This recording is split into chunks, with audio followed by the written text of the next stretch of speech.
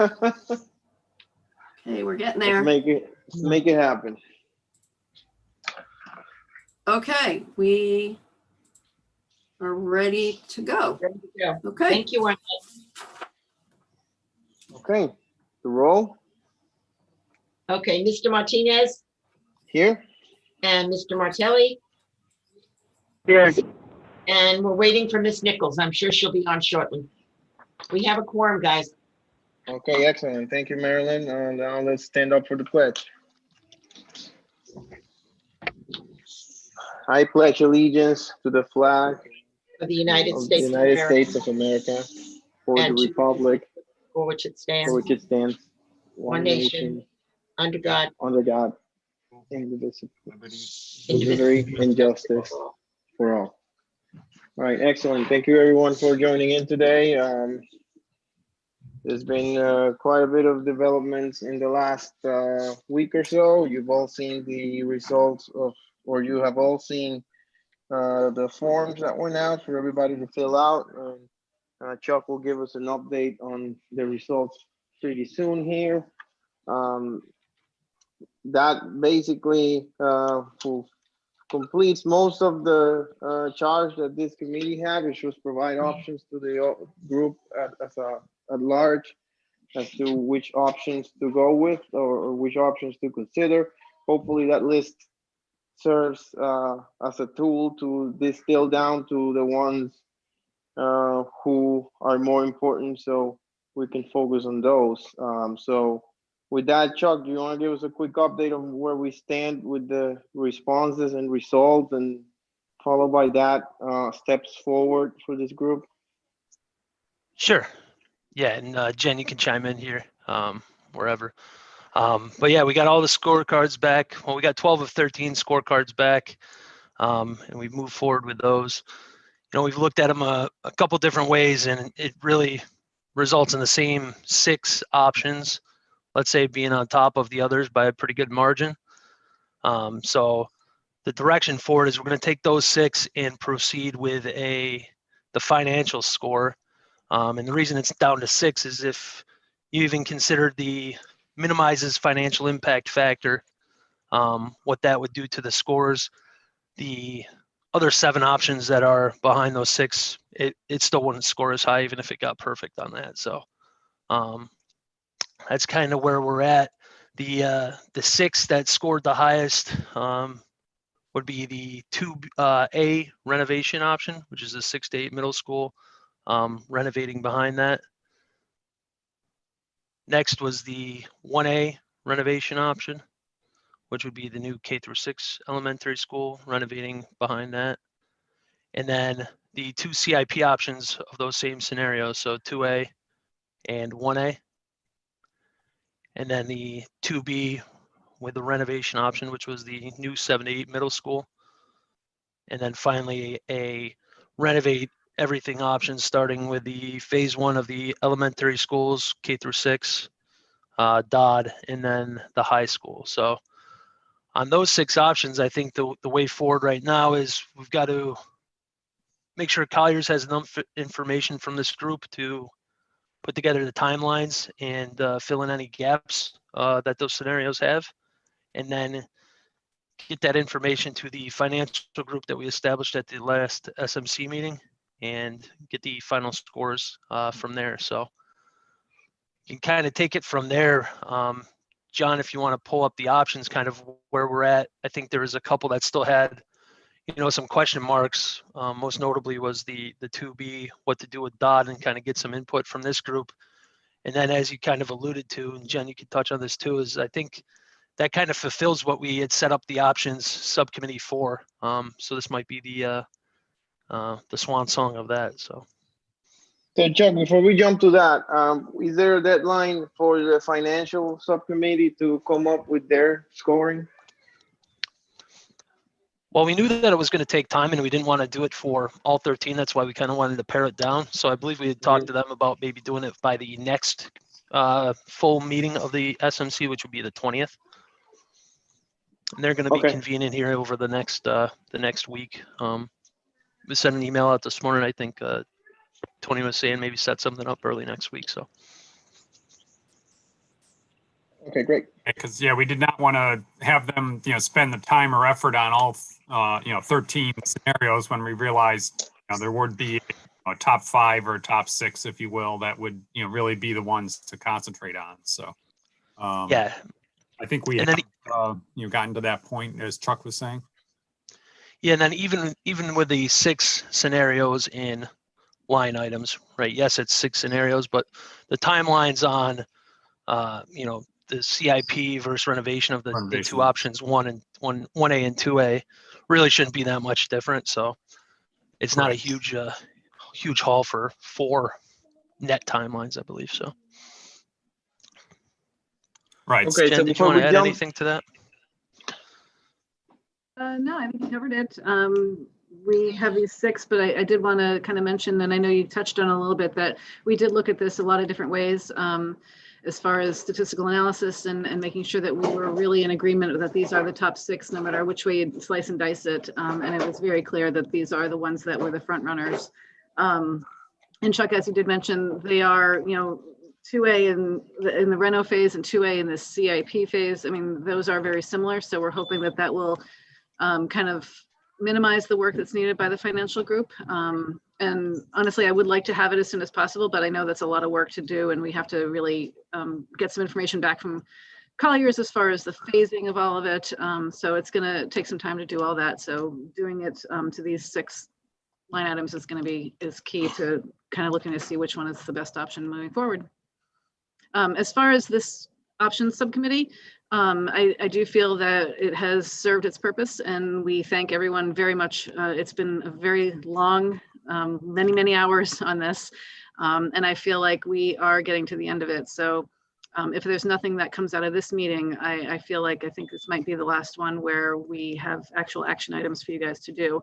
The rest of the things that we do, I think, will be more focused towards the full committee. So we can discuss it at the end of the meeting to make sure that we're all on the same page. But if nothing comes out of this, I think we're clear to close this up.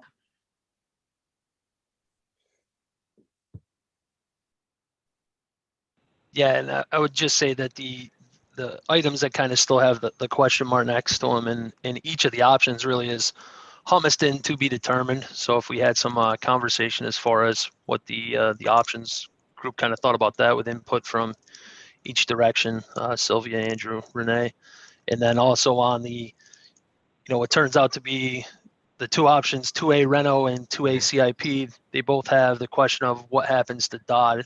So again, kind of focusing some input as far as what the group thinks on that, to give Colliers enough information again to put like the timelines together and be able to work with the financial group to figure out the cost and impacts of that. Yeah, and that's definitely something that we want to get input from the whole committee as well. So I'm not sure if it's really something that we can just give to the options committee, but we should definitely talk about it in our meeting on Monday. Can I ask a question? John, when Colliers is going to meet with OSCGR in January, how detailed a proposal do we have to have, or a potential plan do we have to Plan of take? attack? Yeah. That's a good question, Sylvia. I don't think we need to have anything too specific at this point in time.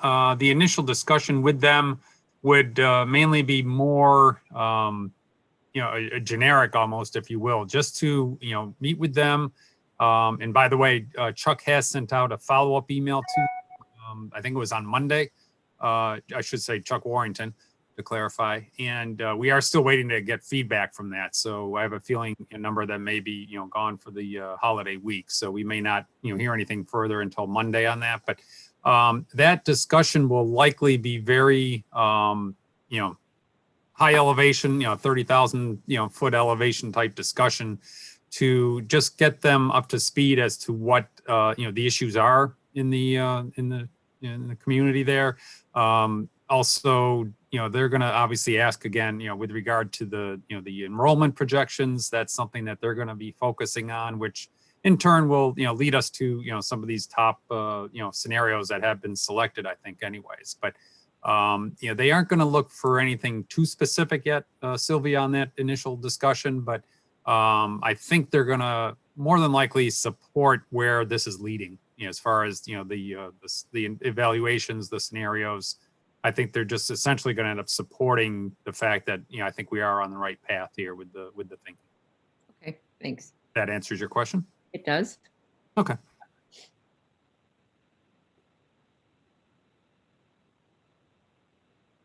Okay, so I think that going back to what Jen and Chuck were stating, it sounds like we have 3 items to define. One is dot, 2 is Homiston, 3, what is the sequence of the different construction activities within each option. About dot and Homiston, I think I agree with Jen in that I think that's a broader group discussion. On option 2A, sounds like there's no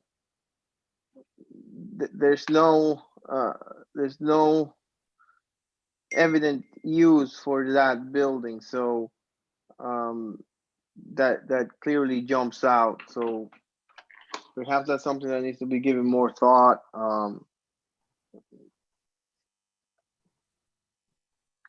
I'm sure that, within that specific option, that's the situation with that building. So the logical step is that building would potentially be closed, right? So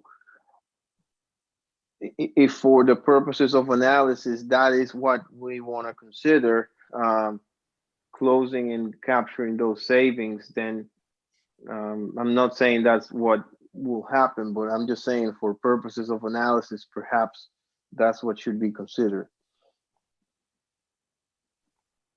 How does the subcommittee feel about that? Renee, it's Marilyn. What building are you talking about? I don't have any documentation in front of me. Dot. Dot, it is definitely done. Okay. Thank you. Dot for option 2A 2A. and 2B Right. only, yes. It's So we have- 2A Reno and 2A CIP, not 2B, Renee.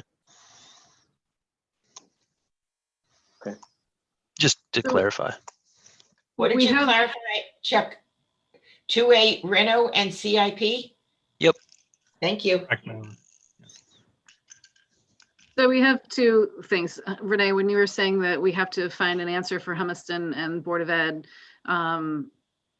that's definitely something that's on our plate that we have to figure out. And then we also have the option of, DOT is going to be an empty building, and do those 2 things kind of work together? I don't know. I think that's something that the full committee needs to discuss, as far as what the answer would be for Humiston for any of these 6 options that we have. Right, because none of them Right. address Homiston. Right. So I think the answer to that needs to be worked out. And whether that means DOD, I don't know, but it's something that we need to discuss. And I do think that it's something we should bring up in the full committee. Okay, so then that will leave us with one last issue, which is how to time the different construction projects. So I was chatting with Chalk earlier. I think it depends what we're trying to optimize. And John, correct me if I'm wrong, but if we're trying to make this, if we're trying to optimize this from a financial standpoint, when we have all the projects that are lumped in the middle, we're gonna want to try to do the most expensive projects first, so we don't incur in as much escalation, which then means that based on the type of analysis we're doing, which is based on square feet, then that means that the bigger buildings will go first, the smaller buildings will go last. What's your opinion on that? I mean, that's part of the theory too, and some of that will come to play in regard to the scheduling of things. Once we start to put together the schedule associated with those top 6 scenarios, we would then look at, how that plays out over, the next, let's say, just 10 years. and what ideally is going to make the most sense as far as, the sequencing of the actual work, the renovation versus the CIP. And that in turn would, help, the finance side of the equation, determine, what those numbers are ultimately going to be as far as, the taxes and that impact. Because I think that if we're trying to if we're trying for that to be an input to the financial, I think what makes sense from an analysis standpoint, and obviously there'll be nuances on each one of these, but understanding that we're dealing with low and high numbers here. Perhaps what makes sense is doing just that, sorting it in a way where the largest cost is incurred first and the lesser on the tail end. Right, and I think that some of that will play out with respect to, well, just simply the way the scenarios are documented and listed there as far as the sequencing, and then also, with regards to the schedule, how that, will come into play and how those interact with each other, as the schedules are, determined, for each of the, top 6 scenarios. Okay, so what would you say is the next step there for finalizing that sorting? Is that something that Colliers is taking the lead on? Yes, that's what we will do. Based on the, assumption or directive to go with the top 6, scenarios that Chuck had alluded to earlier, we will take those and then start, calculating or putting together schedules for each of those, projected, timeframes, and how ultimately those various phases within each of those scenarios are going to be done versus the 10-year time span. And then we can get those. I mean, that'll be something we'll start next week, based on, the holiday and the rest of this week, being short-lived. And then, next week we would be able to put that together for those 6 scenarios and then get that ultimately to the finance group for them to do their analysis, hopefully and ideally by the 20th. Chuck and Jen, how does that timeline sound to you? Does that plan make sense? Yeah, I think it does. I'm good with it.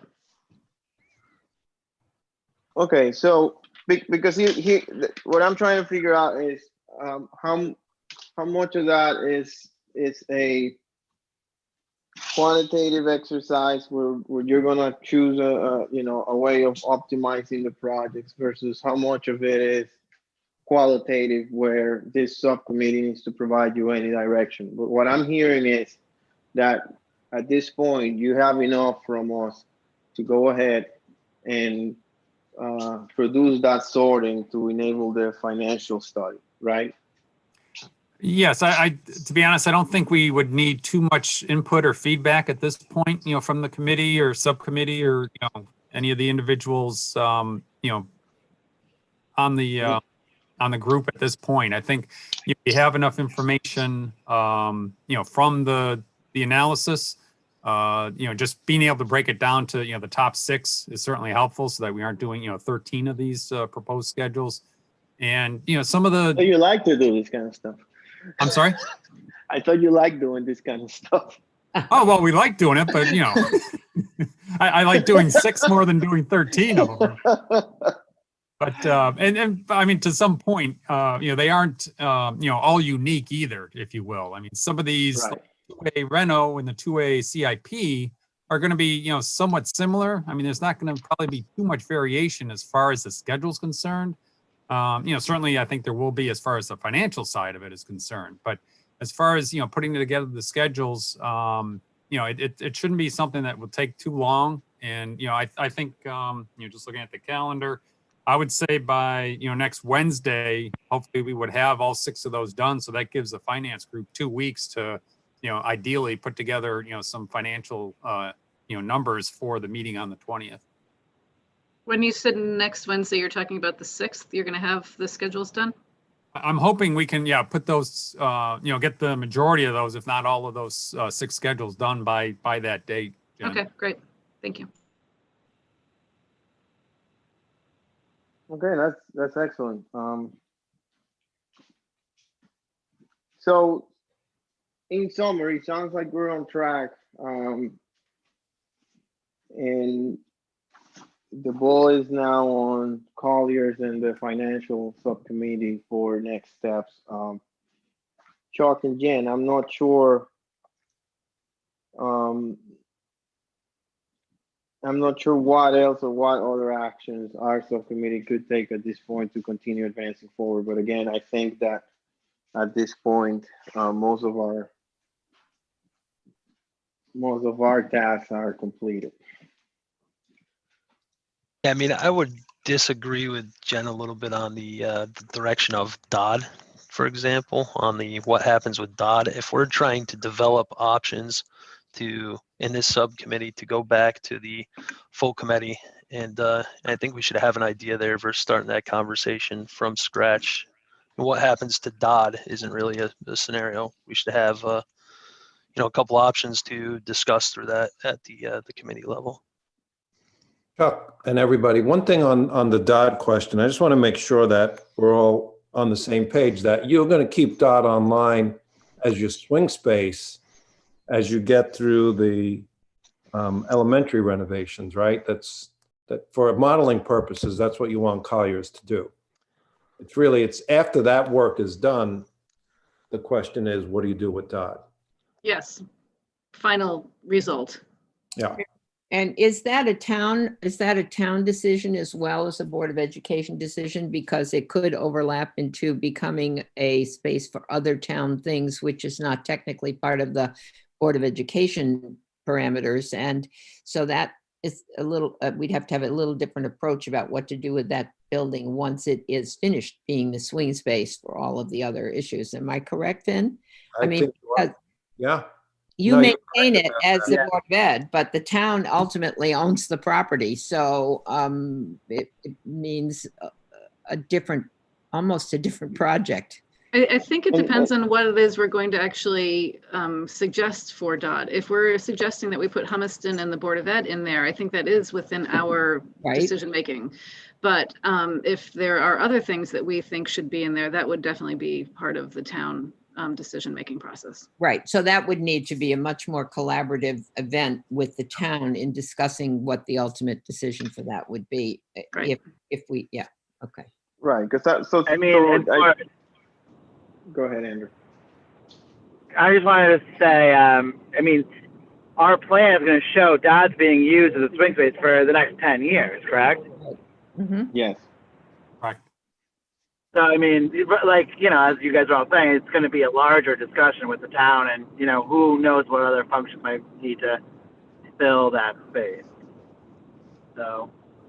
Let me make sure I understand that then, I guess, on the 2A renovation option. Phase 1 is a new 6 through 8 middle school. So Dodd, nothing's happening with that. Still 7 to 8 until that's done. Next step in that next phase is a new Chapman Elementary School on the same site and demo the existing once done. Are we saying that those Chapman students would go to Dodd in that case? Because it sounds like from the phase that they would just still be in Chapman, new schools built, so Dodd would be empty at that point. Third phase would be renovate all other 3 elementary schools as K through 5. So are we doing those individually, where it'd be like a year or 2-year project, or how long would those renovations be? And in that case, when you're renovating Norton, for example, are all those kids going from there all the way up to Dodd? I mean, I'll answer the question is I think that should be the assumption, Mm-hmm. because using the swing space, other than the transportation, certainly makes it a lot faster, renovation projects for you. Correct.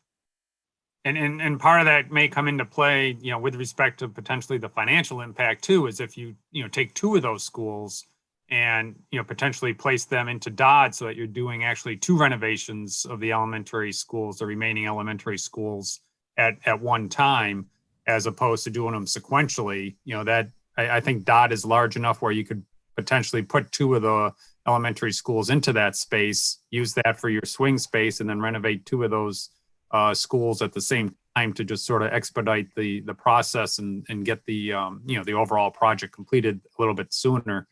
as opposed to doing them one after another. It would And, depend and on- also, I would I gotta add jump that off real quick. I'll be right back.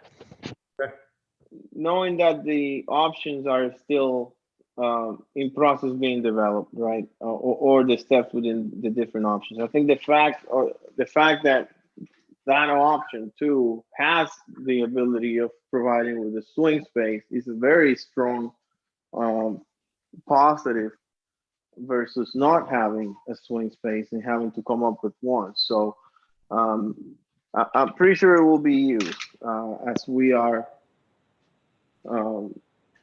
evaluating different alternatives. So I think the future of the actual building, whether it sounds like there's three logical options, or if it's used for Humiston and Board of Ed, or is used by the town for something else, or it is closed. I think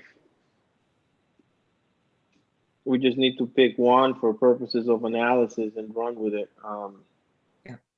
Right. I don't think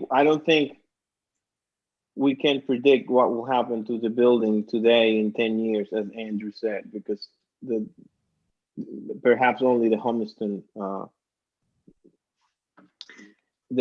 option, but the other two we cannot predict whether the town will use it or whether it will be closed. So I guess that's the only decision to make, whether we're putting Humiston in there or not.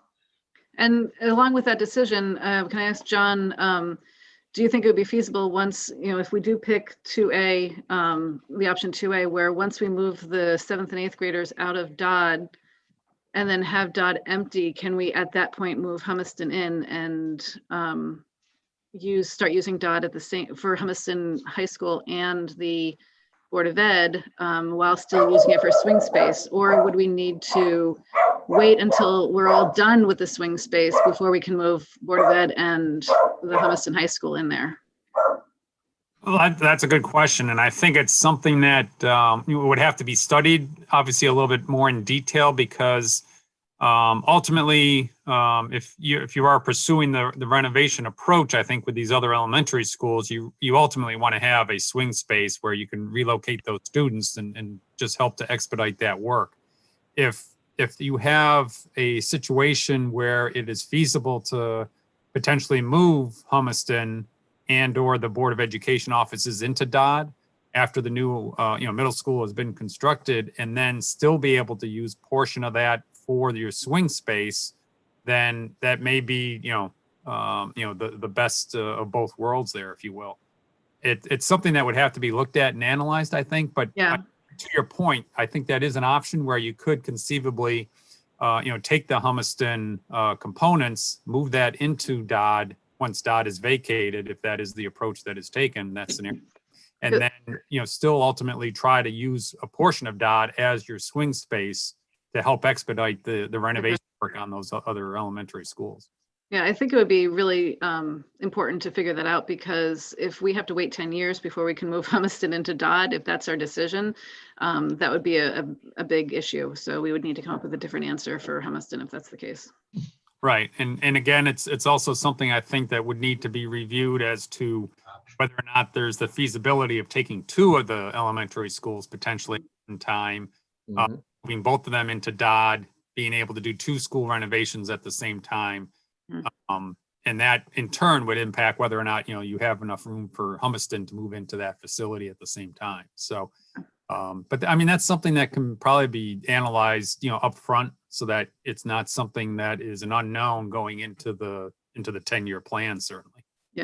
Yeah, we've kind of put Humiston to the side for now as we're developing these options, but I think it's going to be really important to bring it to the forefront at this point and make sure we address it in the plans and the schedule that we're developing for these 6 items. Right, and that was also the reason to have that note at the bottom of each of those scenarios, just so we didn't forget the fact that, we do have that Humiston that hasn't factored in directly on these scenarios per se. Okay. Well, I just want to throw out there, and it's a little bit of a chicken and an egg problem, because if you decide, okay, we're going to put Humiston, the alternative school and central office into the empty Dodd, now you have to answer the question, well, what are we doing with the Humiston building? Right. You know, I mean, it's just domino, you know, but Yes. I'm just. I think the Maybe goal of all obvious. of these situations, though, is to get everyone out of the Humiston building. So what is the plan to do with that empty building? Is there a goal from the town perspective of what we need to do? Because the idea was we weren't going to have anything left in Humiston at the end of the project. So is there an idea of what the town wants to do with it? Not to my knowledge. I think there's that caveat that it remains an educational facility, but I think that's something that can be worked out legally to change if I'm not wrong, Vinny. I don't know where that is, but I don't think that right now the town has any particular direction in that, no particular thought in that direction until we see what you guys, the committee is recommending. I have a question for John, though. Is it strictly financial or is it too big a project? You talked about doing 2 renovations at once of the elementary schools. Can the whole project timeline be accelerated a year or so by saying if you're building a new school at Chapman and you can keep the Chapman kids in the old school until the new one is complete, could we renovate one of the elementary schools at that same time? So you have. Ultimately, if you have another place to put those kids, I think yes. Okay. And the other thing that would, certainly need to be studied and analyzed is the scenario of doing the new Chapman school while having those students still in the existing Chapman school. Right. You'd obviously have to have a contractor, probably up front on board early to study that, to determine, if you're going to be able to, spatially, construct something that close, quote unquote, to an existing school, safety wise and access wise, et cetera.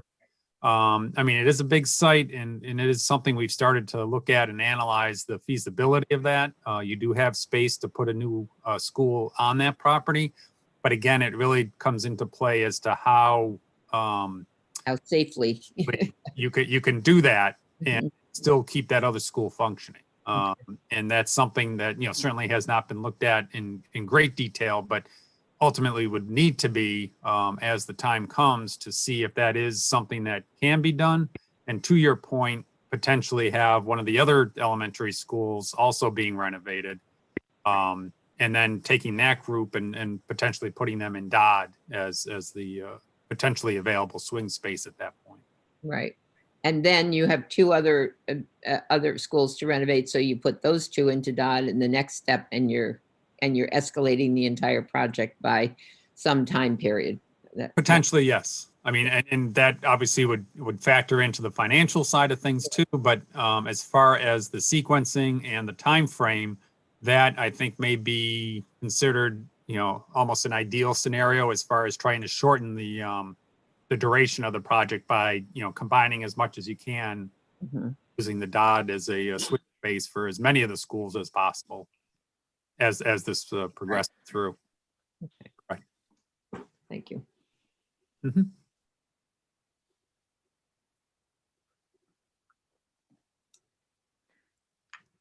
Okay.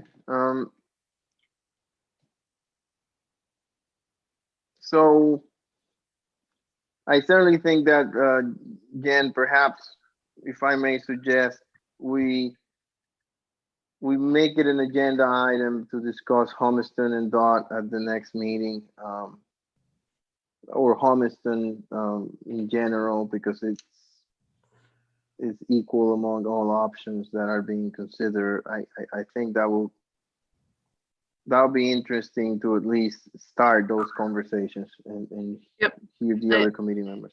Yeah, I agree. Is there a reason why we're only focused on what to do with Dodd or Humiston at this point? I mean, I feel like there's going to be other schools, like for instance, Darcy, if we end up closing that. Do we need to discuss what the future holds for Darcy if we decide to move the kids out of that school? Is that something that's our responsibility, or is that something that the town's responsibility? Good question. Don't know. what, Vinny, if the school is empty, you would still have that as part of your maintenance and stuff as a school, official school building. How do you work that out, you know? I think what we have to do is just agree on what the assumption is. What we did in the plan we did previously is we assumed we would close Darcy, have carrying costs for 5 years, which are reduced, right? Because there's nobody using the building, but you still have to heat it and maintain it. Right. And then we Insurance. assumed that we basically sold off the building, but at zero profit. Mm-hmm. So Okay. I think, you know, that's probably what we should do from a modeling point of view. We make an assumption, Yeah. and then that's what Colliers carries. And then if there's a different decision that's made, that property can be sold for a profit or it's going to be used for some other purpose in the future, that's something that can always, you know, be dealt with. But for modeling purposes, you know, you don't want to get too hung up on it. Make an No. assumption. I That think would- that makes, That would make sense. yeah, that makes sense to me, because then at least you have one plan of what you're going to do, and you can use that same plan for all 6 scenarios. So you're comparing apples to apples. Yeah. We don't want to change it up from Right. plan to plan, but Right. if we decide, you know, it's just going to be closed, we can just make that assumption for all of the scenarios, and then we have something to compare it against. Right. That Right, makes- I agree, Jen. I think whatever we decide, we need to keep that consistent between the, you know, the 6 scenarios. So Yep. it is Agree. apples and apples, and then, you know, as you get into it deeper, you know, you may look at, you know, changing or modifying that down the road, but at least up front, you're making those same assumptions so that everything is relatively, you know, across the board. Agreed. Right. No, that makes sense. So that touches the 3 points. Any additional topics you want to discuss today, Jen or Chuck or Sylvia and Andrew? Chuck had to step away for a minute, so he's not here right now. But I think that's all for me. We can meet on Monday with the full committee, make sure everyone's still on the same page as far as the next steps on this, and get the scenario timelines on Wednesday, the 6th. I think at that point, if there's nothing for the options committee to, you know, actively work on, I think that's, you know, we can call it quits, unless something comes up between now and next Wednesday. But I don't think we need to have a meeting planned for you guys. Okay, good. Yeah, Got we it. can reconvene after the next full committee meeting and see what's required beyond that. Yeah, I don't think we need to reconvene and actually meet. I think we just do it through email and make sure that we're all on the Right, same right. page. And okay, agreed. I know Chuck, before he stepped away, did say that he disagreed with my my plan, but he didn't really elaborate too much. So if there's something else that comes out from that, or if he wants this committee to work on the specific Dodd or Darcy or whatever, I'll talk with him about that, and we'll figure out what our next steps are, and we'll make sure to mention it on Monday.